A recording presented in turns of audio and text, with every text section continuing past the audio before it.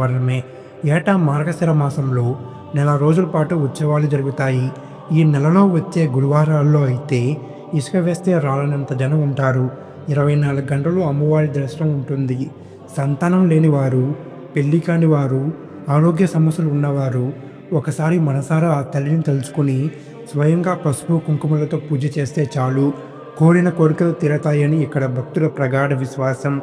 ఇక్కడ చేసే సామూహిక కుంకుమార్చనలు, అన్నదానాలు చూస్తే మనసుకి ఏదో తెలియని ప్రశాంతత దొరుకుతుంది. కోట్లు ఖర్చు పెట్టి కట్టే ఆలయాల్లో దొరకని ప్రశాంతత పైకప్పు కూడా లేని ఈ చిన్న మండపంలో దొరుకుతుంది. కష్టాల్లో ఉన్నప్పుడు అమ్మ అని పిలిస్తే నేనున్నాను అని అభయం ఇచ్చే ఆ కనకమహాలక్ష్మి తల్లి ఆశీస్సులు మనందరిపై ఉండాలని కోరుకుందాం. మీలో ఎంతమందికి ఆ తల్లిని దర్శించుకునే అదృష్టం కలిగిందో కింద కామెంట్స్లో చెప్పండి. అలాగే ఈ వీడియో చూస్తున్న ప్రతి ఒక్కరూ జై కనకమహాలక్ష్మి అని కామెంట్ చేయండి. ఆ తల్లి దీవెనలు పొందండి.